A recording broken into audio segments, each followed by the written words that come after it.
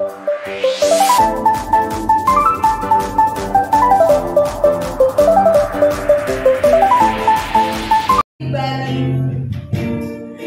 boleh mengubahkan hidup kami. Engkau boleh mati bagi kami, Tuhan. Kami tidak ada apa-apanya, Tuhan, tanpa Engkau yang sudah memenangkan hidup kami. Engkau sungguh kami kagumi, Tuhan, dalam hati kami, Tuhan, sampai saat ini, dan kerinduan kami selama-lamanya. Hanya Engkau yang kami kagumi, Tuhan. Oh, haleluya. Oh, kita katakan dengan suara yang lemah, Kau kagumi.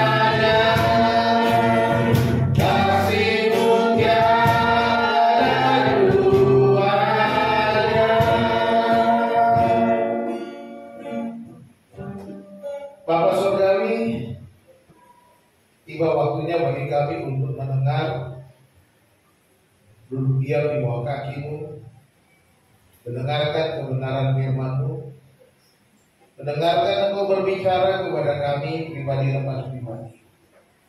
Roh Kudus, biarlah Engkau berkarya di tengah-tengah kami, menyatakan kehendak Bapa, menuntun dan memberikan kami hikmat agar kami mengerti firman. Dan bukan hanya itu ya Tuhan, tapi agar kami boleh menjadi pelaku firman, agar kami hidup dengan kemenangan, penuh dengan penyerahan kepada Tuhan. Sekalipun ada banyak pergumulan, ada banyak persoalan, tapi Kau berserah kepada-Mu ya Bapa. Terima kasih Tuhan, berbicara kepada kami pagi hari ini, kami siap mendengar.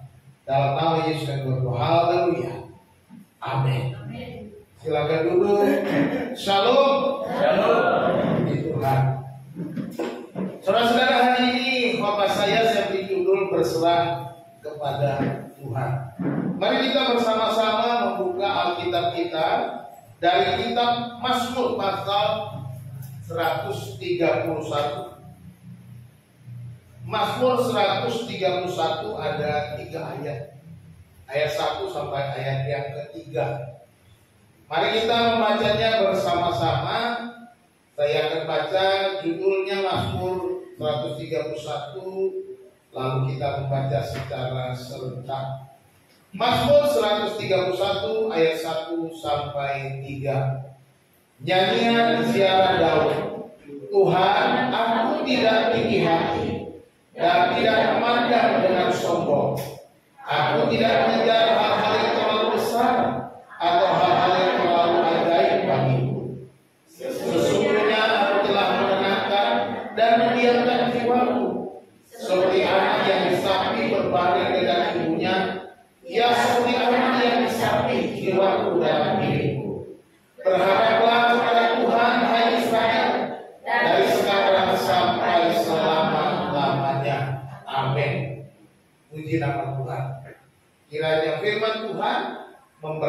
bagi kita semuanya. Bapak Ibu Saudara dikasih Tuhan,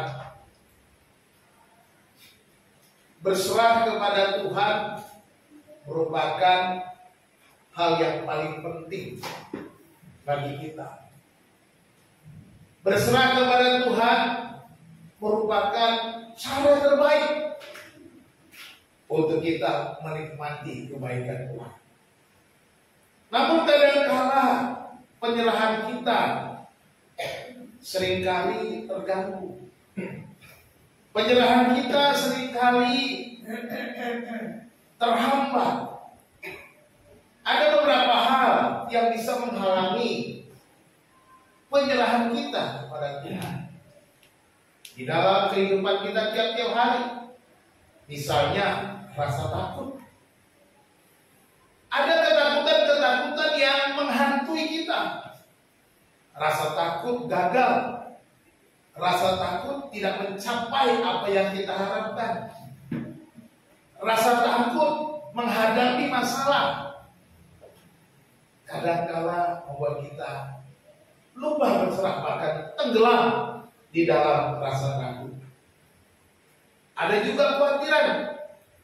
Kekhawatiran ini selalu membuat kita lupa untuk berserah. Kalau kekhawatiran itu sudah menguasai hidup kita, maka kita lupa untuk berserah. Khawatir hal-hal yang sepele-sepele saja. Khawatir berbagai macam keperluan hidup. Khawatir bagaimana kita bisa makan besok. Khawatir apakah besok saya bisa bayar kontrakan atau tidak. Khawatir kenapa hari ini kok jualan saya kurang laku. Kekhawatiran membuat kita lupa berserah. Yang seharusnya justru harusnya berserah. Ada juga musuh-musuh. Musuh-musuh. Memang kita tidak boleh mempunyai musuh. Tetapi ada banyak orang juga yang memusuhi kita. Ada banyak orang yang menyakiti kita. Ada banyak orang tidak suka dengan kita. Persaingan membuat musuh bertambah. Di dalam dunia yang jahat ini, persaingan merupakan musuh yang harus kita waspadai. Kita tidak memusuhi mereka, kita tidak mau berbuat sesuatu yang curang terhadap orang lain, tetapi orang lain berusaha mencurangi kita. Orang lain berusaha menjatuhkan kita.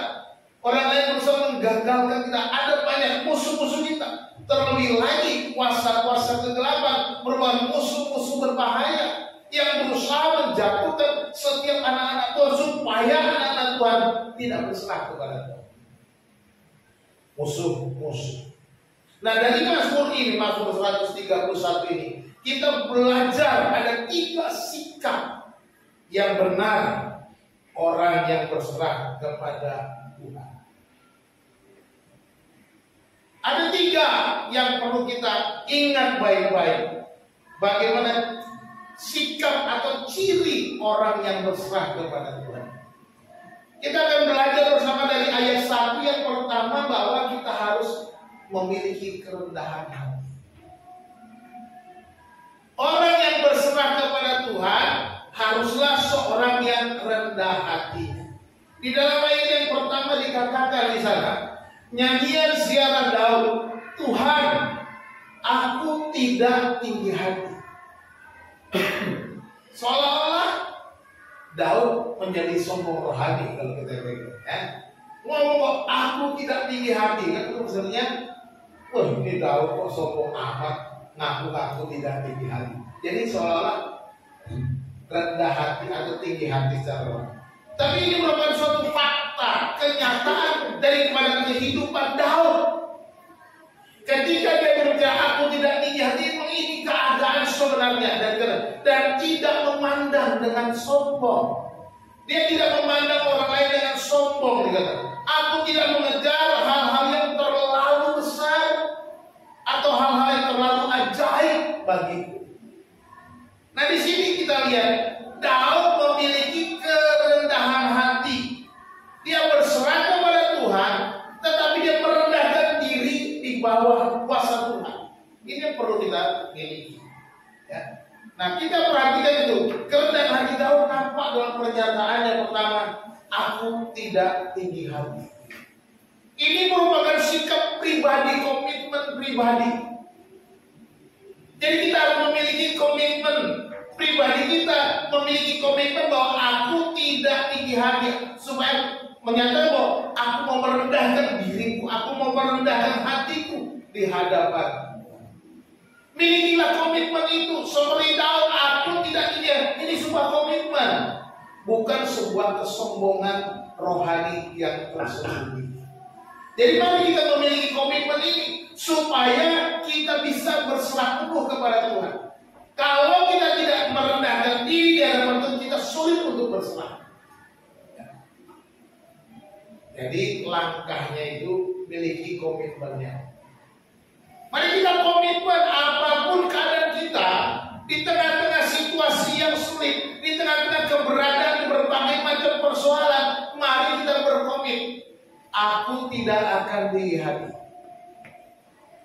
Di tengah apa yang kita punya, mungkin kita merasa lebih daripada orang lain, punya kedudukan, punya jabatan, punya posisi, tetapi mari kita tetap rendah hati.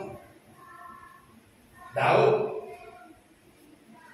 kalau kita perhatikan bagaimana ketika dia mengalahkan Goliat, dia dipuja-puji oleh perempuan-perempuan Israel. Orang-orang Israel, Saul mengalahkan beribu-ribu, tetapi Daud mengalahkan berlaksa-laksa. Bisa menjadi sebuah kesombongan bagi Daud. Bisa membuat dia menjadi tinggi hati ketika orang memuji dia. Posisinya sebagai seorang raja bisa membuat dia menjadi tinggi hati dan merasa nih, aku Daud, aku yang sudah mengalahkan Goliat. Aku yang sudah mengalahkan banyak musuh, sekarang aku jadi raja. Orang mungkin anggap aku kecil, tapi aku jadi raja. Hebat kan? Bisa. Tetapi Daud punya komitmen, dia punya komitmen pribadi. Aku tidak ingin apapun keadaanku, apapun jabatanku, apapun posisiku, aku tidak tinggi hati. Apa yang kita punya sementara. Amin. Apa yang kita miliki di dunia ini semua sementara. Rumahmu, mobilmu, hartamu, anakmu, itu sementara. Nggak ada yang kekal di dunia. Suatu saat kita akan tinggalkan dan tidak bawa apa-apa. Ku tak membawa apapun juga saat ku datang ke dunia. Ku tinggal semua pada akhirnya saat ku kembali ke surga. Datang tidak bawa apa-apa, pulang pun tidak bawa apa-apa. Jadi tidak ada yang perlu kita sombongkan, tidak ada yang perlu kita tinggikan bahwa ini aku. Jadi mari kita miliki komitmen itu. Tanamkan di dalam hatiku, di dalam hatimu, aku tidak akan ingin apapun yang Tuhan berikan, semuanya untuk Tuhan. Amin. Jadi kalau kita punya sikap seperti itu, apa yang kita punya, apa yang kita beri, saya mau berikan untuk Tuhan. Inilah kerendahan hati. Kalau Tuhan memberkati kita, itu hati kita mau dipercayakan untuk suatu pekerjaan yang lebih besar.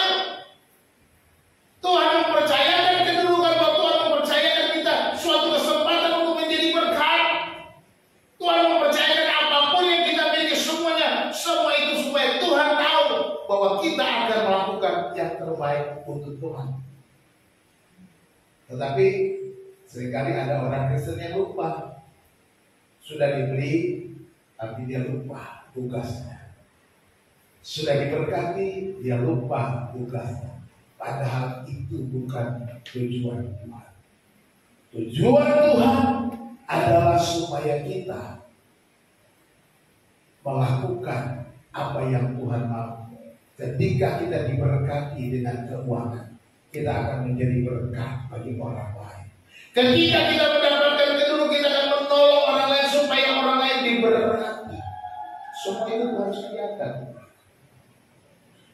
Miliki komitmen. Lalu dia katakan, aku tidak memandang dengan sombong. Nah ini kalau tadi pribadinya, sekarang dia berbicara tentang hubungannya dengan orang lain. Aku tidak memandang dengan sombong, ini sikap terhadap sesama. Tidak merendahkan orang yang merasa, lu gak ada apa-apanya dibanding gue. Apa sih lu? Nah begitu.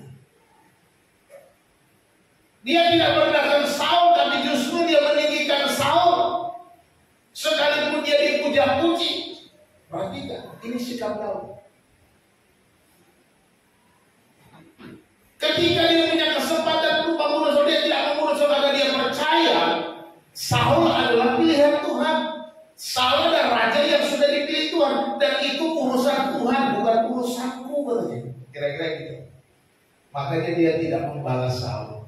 Sekalipun Saul ingin membunuh dia, kejar-kejar dia sampai sembunyi-sembunyi, tetapi ada kesempatan dia tidak mau menghabisi nyawa Saul.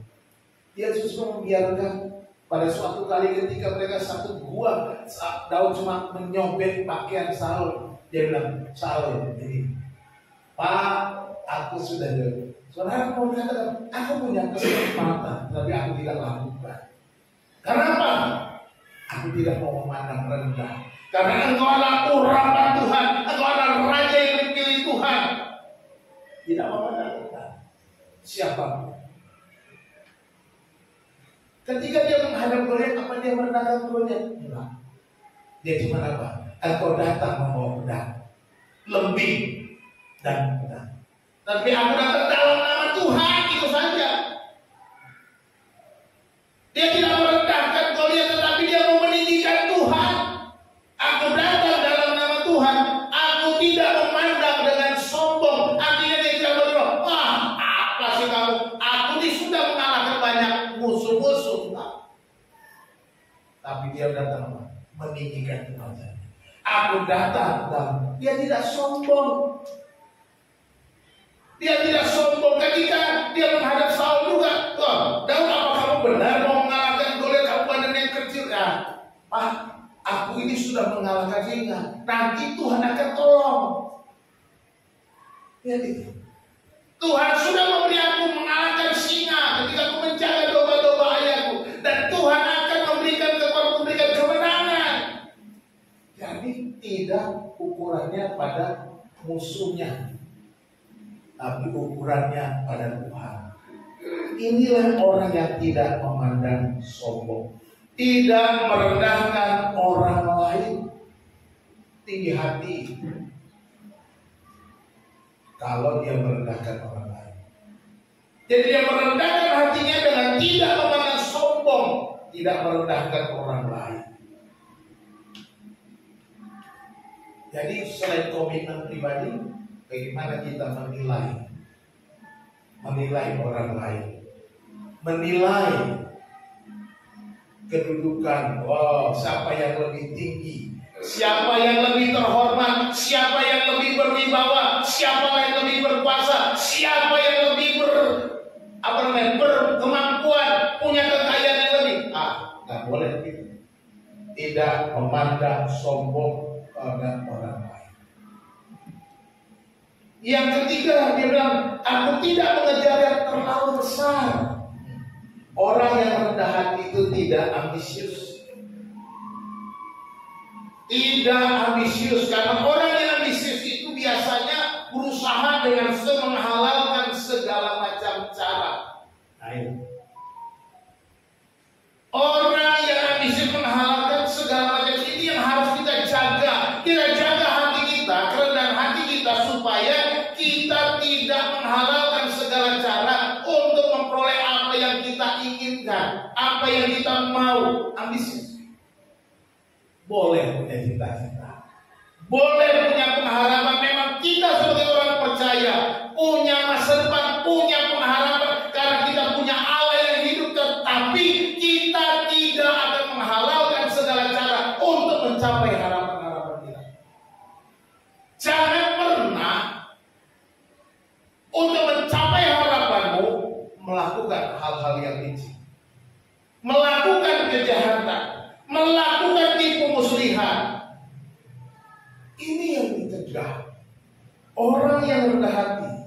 tidak ambisius. Dia tidak mengejar yang terlalu besar. Tahu apakah dia mengejar kedudukan? Tidak. Ketika dia sudah diurapi Samuel menjadi raja, Daud tidak kejar kedudukan itu. Dia masih sabar sampai Tuhan mendudukkan dia di atas tahta itu. Sudah diurapi oleh Samuel, tapi tidak langsung menjadi raja. Ya. Tidak dikejarnya karena dia tahu Tuhan yang akan berikan. Tuhan yang akan berikan kedudukan, Tuhan yang akan berikan segala yang kita perlukan. Ini yang kita harapkan. Jangan terlalu ambisius.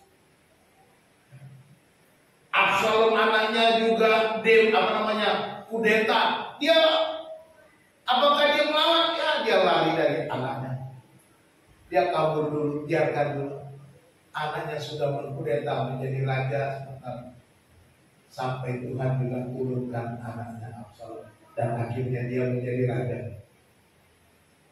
Daud tidak pernah memandang kedudukan sebagai raja sebagai sesuatu yang luar biasa.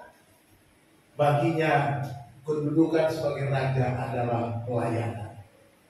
Kedudukannya ada sebuah pelayanan yang tidak habis karena tiba waktunya Tuhan akan memberikan apa yang menjadi bagiannya, apa yang menjadi hak saudara akan Tuhan berikan.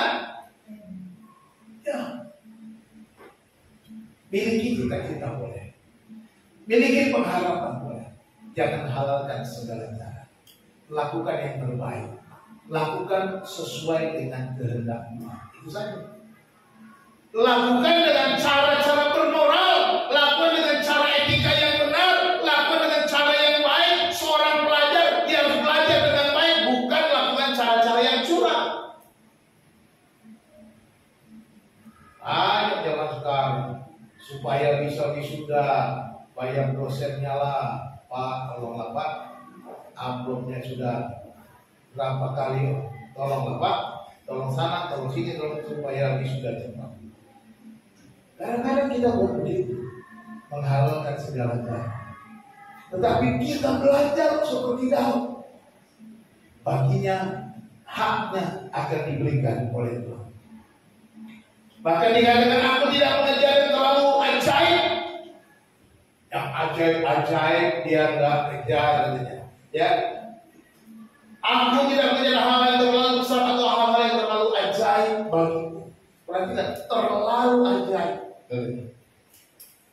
Bukan dia tidak percaya keajaiban, dia percaya keajaiban, tapi dia tidak kejar keajaiban Tuhan, keajaiban tangan Tuhan pasti terjadi. Artinya dia percaya kedaulatan Tuhan, keajaiban adalah bagian kedaulatan Tuhan dan Tuhan akan menyatakan keajaiban itu kepada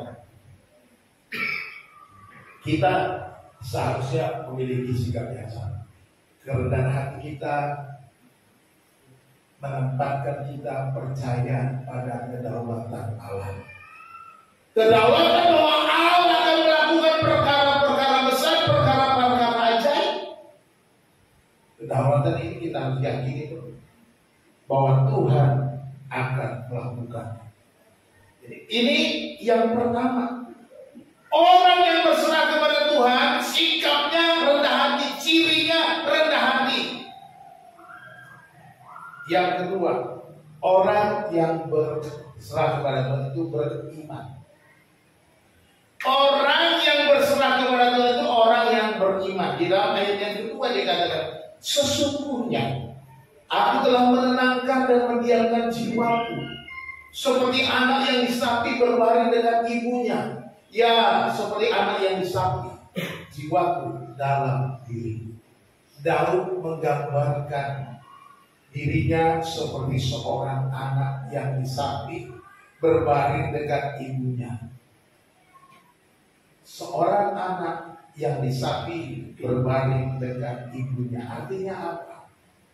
Seorang anak yang sedang disapi dekat ibunya, dia pasti nyaman, dia pasti tenang, dia pasti urusannya urusan mama, bukan urusanmu. Ini sikap orang yang beriman.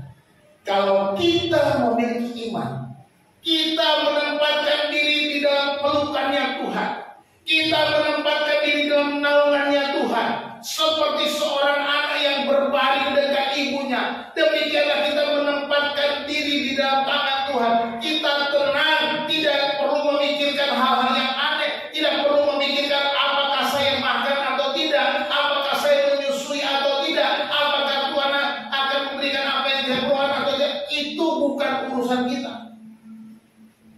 Urusan Tuhan. Diperlukan iman. Kadang-kadang kita bilang kita beriman, kita bilang kita percaya Tuhan, tetapi ketika kita menghadapi hidup kita kekhawatiran datang melanda, kita lupa Tuhan yang pelihara. Kita lupa janji-janji Tuhan, kita lupa firman Tuhan, kita lupa ajaran Alkitab, kita lupa bahwa Yesus sudah mengajarkan kepada kita supaya kita tidak perlu khawatir. Kita harus beriman. Beriman itu artinya meletakkan hidup kita sepenuhnya dalam pemeliharaan Tuhan, tanpa berpikir yang lain-lain. Apakah Tuhan ingat kalau saya besok bayar uang sekolah anak? Apakah Tuhan ingat kalau kontrakan sudah habis dan saya harus bayar perpanjangan kontrak? Mungkin kita yang lupa, tapi Tuhan gak pernah lupa. Amin. Tuhan gak pernah lupa. Yang paling penting, tempatkan dirimu seperti seorang anak yang berbaring. Emang anak yang disapi atau yang berbaring di dekat ibunya pernah khawatir? Tidak pernah khawatir, tidak pernah takut. Dia tahunya nanti pasti dikasih makan, nanti pasti digendong, nanti pasti dipelihara. Itu seorang anak. Orang yang beriman adalah orang yang mengandalkan Tuhan. Ini sikap yang kedua, jiwanya tenang, tidak khawatir, kata dia. Ya, jiwaku tenang, demikianlah jiwaku dalam diriku. Enggak perlu khawatir, enggak perlu takut. Apapun yang sedang kita hadapi, enggak usah khawatir. Ini orang yang beriman. Orang yang beriman selalu percaya penuh bahwa Tuhan ada dekatku, bahwa Tuhan selalu tahu apa yang kubutuhkan, Tuhan mengerti apa yang sedang kualami. Ini orang yang beriman, orang yang bersandar penuh. Seperti seorang bayi, seperti anak yang sapi. Dia bersandar kepada pribadi yang kuat dan tak mungkin menolaknya. Seorang anak yang bersandar pada ibunya berarti dia percaya ibunya adalah pribadi yang kuat. Ibunya adalah orang yang tidak mungkin menolaknya. Tidak mungkin. Makanya dia berserah, berbaring tenang. Jadi kalau kita punya sikap seperti ini, kita perlu percaya penuh bahwa Tuhan tidak mungkin menolak kita. Tuhan adalah pribadi yang kuat yang tidak akan pernah goyah. Dia pasti akan memberikan kita rasa aman, rasa nyaman. Indah ketika kita beriman kepada Tuhan. Indah ketika kita menyerahkan hidup kita kepada Tuhan. Dia ada untuk kita. Dia ada untuk memelihara kita. Dia ada untuk menjaga kita. Dia ada untuk memberikan apa yang kita perlukan pada waktunya. Sekali lagi saya katakan, Dia sudah menebus kita, membayar kita dengan darah Yesus, dengan kematian Yesus di atas kayu salib, dengan darah yang mahal, dengan darah yang begitu berharga, begitu bernilai. Dia sudah tebus. Kalau dia sudah tebus dengan lunas, dengan darah yang mahal, pastilah dia akan memelihara kita. Dia akan menyelesaikannya dengan tuntas sampai dia datang ke Dan selama kita menanti kedatangannya, kita ada dalam pengawasannya, kita ada dalam pemeliharaannya. Seperti firman Tuhan kepada bangsa Israel dikatakan, seperti Raja Wali menggoyang bangkitkan isi sarangnya. Dia memperhatikan anaknya, dan sang anaknya terjatuh keluar dari sarang, dan dia terbang di atas anak-anaknya, mengawasi, memperhatikan, dan menampung seekor demi seekor di atas kepalanya. Demikian juga kita. Ketika kita menghadapi pencobaan, ketika kita dilatih, ketika kita dibentuk, Tuhan mengizinkan persoalan, Tuhan mengizinkan berbagai macam kesulitan, dan Tuhan memperhatikan. Seperti Raja Wali yang siap untuk menampung kita. Tidak mungkin dibiarkan kita berjalan sendirian. Tidak mungkin dibiarkannya kita tanpa pengawasan. Coba perhatikan seorang ibu, Mama Septi dengan Davina. Ketika Davina melangkah, dibiarkan, apalagi di tempat di pinggir sungai. Oh, biarin aja tuh anak jalan sendiri, nggak mungkin. Pasti dia liatin, ya, dia liatin, dia jaga. Jangan sampai anaknya kecemplung ke sungai, kan gitu boleh? Nggak mungkin dong. Bodoh amat tuh anak. Dibilangin gak mau, ya udah biar dia kecemplung. Nah, ibunya nggak mungkin begitu. Tapi dia perhatikan, dia jaga. Dia senantiasa ketika anaknya sudah melangkah salah, dia cepat-cepat menolong.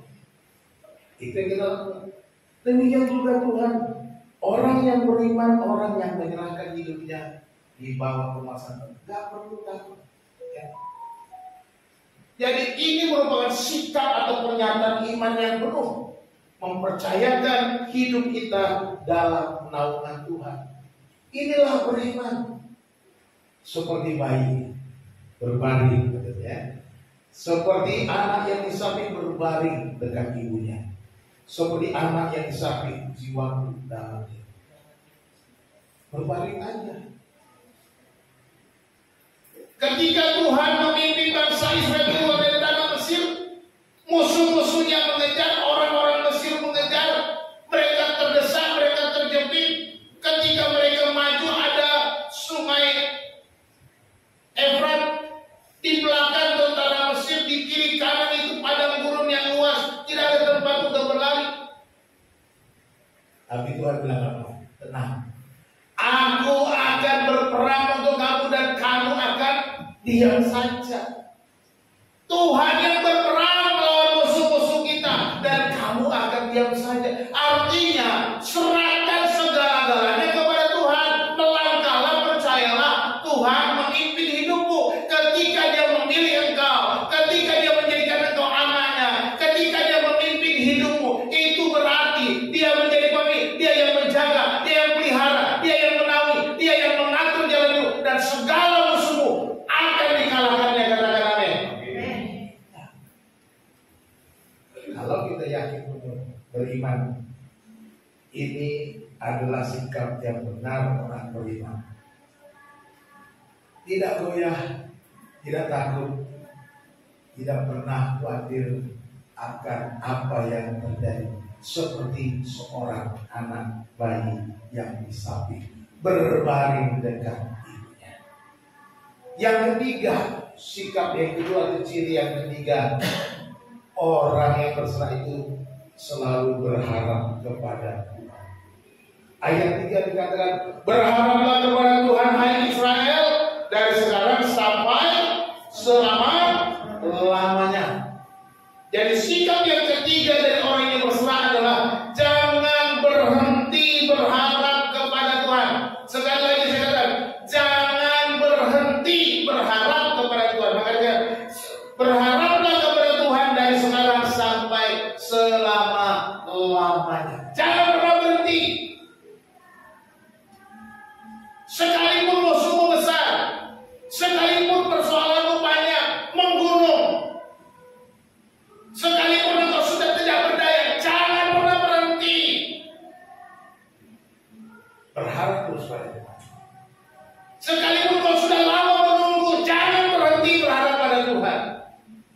orang yang berserah. Tidak pernah ragu sedikit. Tuhan itu setia. Tuhan itu teguh pada janjinya. Tuhan itu akan melakukan yang terbaik.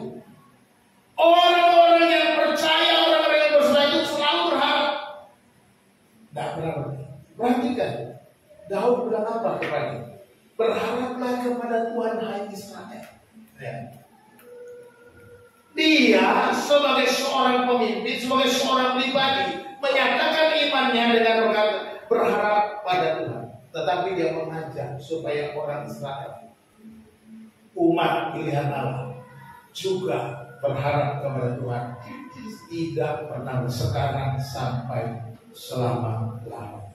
Jadi kita mulai di sini ada hubungan pribadi Tuhan dengan Daud. Pengalaman dan hubungan pribadi dengan Tuhan itu diungkapkannya dengan mengajak umat untuk berharap kepada Tuhan. Ini pengalaman. Bagaimana Daud disertai Tuhan. Bagaimana Daud mengalami berkat-berkat Tuhan. Bagaimana Daud mengalami mujizat Tuhan. Bagaimana Daud mengalami pertolongan Tuhan. Bagaimana Daud mengalami Tuhan ada di dalam hidupnya. Dan dia berkata, jangan pernah berhenti berharap, hai Israel. Mari kita sekarang saya mengajak saudara, jangan pernah berhenti berharap kepada Tuhan. Apapun persoalanmu, apapun masalahmu, apapun yang engkau alami, jangan pernah berhenti berharap. Teruslah berharap, teruslah berharap. Jangan pernah berhenti, jangan pernah digagalkan oleh karena apa? Bisikan-bisikan orang lain. Udahlah, ngapain kamu ke gereja? Ngapain kamu berharap sama Tuhan? Tuh lihat, kamu begini terus. Ikut aku aja, di sana ada orang pintar, kamu bisa mengatasi masalahmu. Bisnismu akan maju, kamu akan mendapatkan jodoh, kamu akan mendapatkan pekerjaan, kamu akan mendapatkan kekayaan. Di sana ada orang yang bisa tolong. Kamu begini-begini aja hidup kamu. No.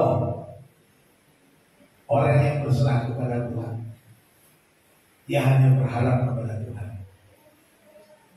Orang yang berserah kepada Tuhan, dia hanya berharap kepada Tuhan sampai selama-lamanya. Itu dia. Tidak berhenti. Tidak pernah dikontaminasi oleh berbagai macam dunia ini, ajaran dunia ini. Tidak pernah dipengaruhi apapun yang menjadi persoalan hidupnya.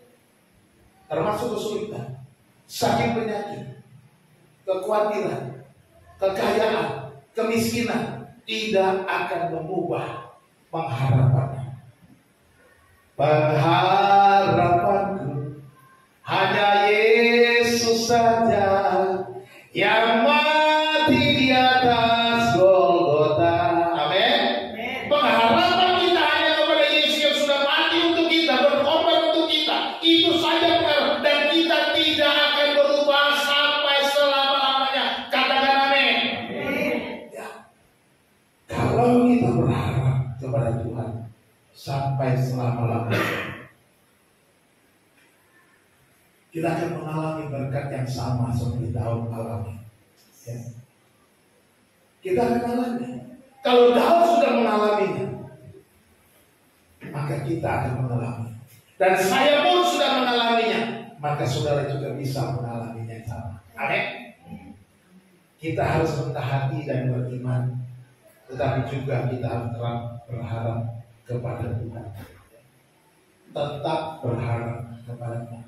Inilah ciri orang yang berserah, rendah hati, beriman, dan berharap kepada Tuhan. Gak ada yang lain. Ya. Jadi ini merupakan sebuah pengalaman Daud. Ini bukan sekedar ucapan kosong. Ini adalah manifestasi dari hubungan yang baik, hubungan yang karib dengan Tuhan. Jadi kalau kita mau mengalami, inilah hubungan yang karib dengan Tuhan. Seperti Daud. Ya. Daud punya hubungan yang karib dengan Tuhan. Apakah pernah Daud gagal? Pernah. Apakah Daud pernah berdosa? Pernah. Tetapi dia tidak meninggalkan Tuhan. Dia mengaku kesalahannya. Dia berharap. Itu saja. Daud pernah gagal, tetapi Daud tetap bersandar. Daud pernah gagal, tapi dia tetap menyatakan kebaikan Tuhan. Berharap terus. Dan pengalaman itulah yang mendorong dia berkata, berharaplah kepada Tuhan, hai Israel. Berharaplah kepada Tuhan, hai umat Tuhan. Berharaplah kepada Tuhan, hai orang-orang percaya. Berharaplah kepada Tuhan, hai semua jemaat GPB segala bangsa. Dari sekarang sampai selama-lamanya. Kenapa? Aku sudah mengalaminya. Milikilah hubungan yang baik dengan Tuhan. Miliki hubungan yang baik. Pengalaman-pengalaman yang akan kita rasakan ketika hubungan kita karib dengan Tuhan. Orang yang berharap pada Tuhan tentunya memiliki hubungan yang baik. Tidak pernah dibiarkannya kita. Kita akan melihat penerapan.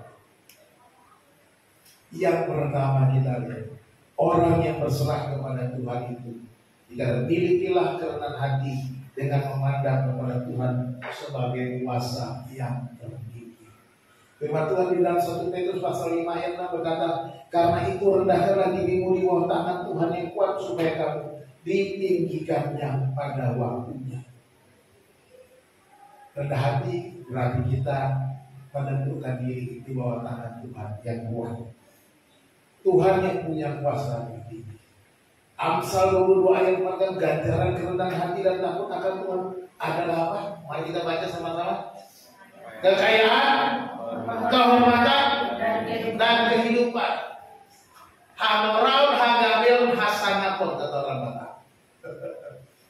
Ya kan? Ganjaran kerendahan hati dan takut akan Tuhan, kekayaan, kehormatan, dan kehidupan itu yang dicari. Ini janji Tuhan. Miliki kerendahan hati itu dengan memandang Tuhan yang berkuasa, berdaulat, dan aku gak ada apa-apanya. Semuanya diatur Tuhan. Tiap langkahku diatur oleh Tuhan, dan tangan kasih-Nya memimpinku. Amin. Di tengah gelombang dunia menakutkan, hatiku tetap tenang teduh. Haleluya. Ini yang harus kita lakukan. Yang kedua, orang yang berserah kepada Tuhan itu dikatakan mempercayakan hidup seluruh hidupnya kepada Tuhan, sebab Dia pasti memelihara. Percayakanlah seluruh hidup kita kepada Tuhan, sebab Tuhan yang memelihara kita. Beriman, ya, beriman. Mazmur 55 ayat 23 bilang, serahkanlah khawatirmu kepada Tuhan, maka Ia akan memelihara engkau. Tidak untuk selama-lamanya dibiarkannya orang benar itu goyah. Kita bisa saja goyah, kita bisa saja menghadapi persoalan, kita bisa saja menghadapi goncangan. Sama seperti orang lain, sama seperti orang di luar sana, kita sama. Tetapi janji Tuhan berkata apa? Tidak untuk selama-lamanya dibiarkannya orang benar itu goyah. Jangan khawatir. Ya, orang yang berserah kepada Tuhan itu dia beriman penuh, percaya penuh. Akan ada waktunya Tuhan bertindak. Akan datang waktunya jalan keluar. Beriman. Yang kedua, yang ketiga, dia berserah kepada Tuhan. Berarti kita harus membagikan iman kita dengan memancarkan pengharapan kepada orang di sekitar kita. Ya. Daud bilang apa? Berharaplah kepada Tuhan, hai Israel. Artinya apa? Dia mau berbagi semangat, berbagi percaya, berbagi pengharapan. Pengharapan yang bukan hanya dimakan Lihat. Berharaplah kepada Tuhan hari Israel dari sekarang sampai selama. Kita juga harus begitu. Punya pengharapan, bagikan pengharapanmu, kuatkan orang-orang di sekitarmu, kuatkan saudaramu, kuatkan suamimu, kuatkan istrimu, kuatkan anak-anakmu, kuatkan orang tuamu. Berharaplah kepada Tuhan, hai ayahku, hai ibuku, hai istriku, hai suamiku, hai anak-anakku, dari sekarang sampai selama. Tak usah takut. Apa nanti aku dianggap sok-sokan?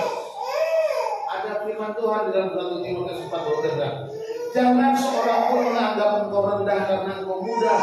Jadilah teladan bagi orang-orang percaya dalam perkataanmu, dalam tingkah lakumu, dalam kasihmu, dalam kesetiaanmu, dan dalam kesucian ini. Mengajarkan supaya kita memancarkan apa yang kita percaya, kita memancarkan apa yang kita alami, kita memancarkan apa yang sudah kita terima pengalaman kita. Jangan merasa kita bid'ah. Masa aku bilang sama orang tua aku begini, tak gak enak. Gak perlu tahu. Jangan karena kau muda, kau takut berbagi pengharapan. Kepada siapa saja berbagilah pengharapanmu, apa yang kau punya, dalam tingkah laku, dalam kasih, dalam kesetiaan, dalam kesucian. Bagikan itu. Ini tugas kita. Bukan hanya untuk diri kita sendiri. Juga dalam 2 Timotius 2 ayat 2 bilang apa? Apa yang telah kau dengar daripadaku di dalam banyak saksi, percayakanlah itu kepada orang-orang yang dapat dipercayai, yang juga cakap mengajar orang lain. Memang ini berbicara tentang bagaimana melatih orang, tetapi juga belajar supaya apa yang kita sudah dengar, apa yang sudah kita pelajari, apa yang sudah kita dengar dalam khotbah dan firman Tuhan, jangan berhenti pada kita. Pengharapan pasti yang sudah kita alami di dalam belajar firman Tuhan, di dalam setiap hari, jangan berhenti pada kita. Bagikan itu kepada orang lain. Mulai sekarang, nyatakan pengharapan kepada orang lain. Ketika suamimu lemah, tenang Pak, Tuhan pasti kasih jalan. Kan enak gitu ya. Jangan suaminya bilang, iya Pak ya, gimana nih kita ya, sudah ambles dua-duanya. Kan gitu. Sudah dia yang satu lagi lemah, yang ikut-ikutan lemah, ya sudah repot. Kapan mau maju? Padahal sudah dengar pengharapanmu itu pasti pengharapanmu dalam Tuhan. Tuhan sanggup. Tuhan pasti sanggup. Di gereja sih nyanyinya kenceng. Ketika ada masalah di rumah, lupa nyanyi itu. Tangannya terlambat untuk mengangkatmu. Kalau kita lemah, nyanyikan aja lagu itu. Pak, ingat dong. Kita nyanyi kemana? Tuhan pasti sanggup. Tangannya tak terlambat mengangkat. Sabar, berharap terus. Jangan berhenti berharap, dan berharap. Bagikan ke orang. Ini yang harus kita ingat. Sebagai penutup, saya mau kasih ini pesan dari Jack Ma, orang terkenal pengusaha Cina yang punya Alibaba, ya, yang punya Alibaba bilang begini, today is hard, tomorrow will be worse, but the day after tomorrow will be sunshine. Ini orang yang punya pengharapan, ini orang yang beriman. Jack Ma, saya nggak tahu dia orang Kristen atau tidak, tapi ini yang dia sampaikan, hari ini sulit, besok akan lebih buruk, tetapi lusa akan cerah. Itu pengharapan. Dia tidak pernah berhenti berharap. Mungkin sekarang sulit, besok mungkin lebih buruk, tapi aku percaya lusa ada matahari bersinar. Lusa ada pengharapannya baru yang pasti. Tuhan Yesus memberkati kita. Kita berdoa lagi. Segala puji syukur kami naikkan kepadamu ya Tuhan, oleh karena firman Tuhan yang sudah menguatkan kami sebagai orang percaya, kami harus selalu berserah kepada Tuhan. Seperti Daud hamba-Mu ya Tuhan, yang berserah kepada Tuhan. Sekalipun dia menjadi seorang raja, Engkau melatihnya, tetapi dia tetap bersabar, bersandar kepada Tuhan. Dia tidak mengandalkan dirinya, tidak mengandalkan kekuatannya, tetap merendahkan hatinya, tetap beriman kepada Tuhan, tetap berharap kepada Tuhan. Dan kami mau belajar seperti Daud. Buat hati kami selalu berserah kepada-Mu, yang selalu rendah hati, beriman dan berharap kepada-Mu, supaya kami tidak digoyahkan oleh berbagai macam persoalan, supaya kami tidak digoncangkan secara mendalam sehingga kami gagal. Kami mau supaya Tuhan bekerja. Tuhan tambahkanlah iman kami. Kami percaya Tuhan tidak pernah meninggalkan kami. Kami percaya Tuhan mengasihi kami. Kami percaya Tuhan akan memberikan pertolongan tepat pada waktunya. Tambahkanlah iman kami ketika kami menghadapi berbagai ketakutan kami, persoalan kami, musuh-musuh kami. Biarlah Engkau Tuhan menguatkan kami. Roh Kudus penuhi kami dengan kuasa, agar kami penuh dengan roh, berjalan dalam kemenangan dalam iman. Terima kasih Bapa. Terima kasih untuk kebenaran firman yang kami dengar. Biarlah kemuliaan Tuhan dinyatakan. Dalam nama Tuhan Yesus kami berdoa. Haleluya. Amin. Saya serahkan.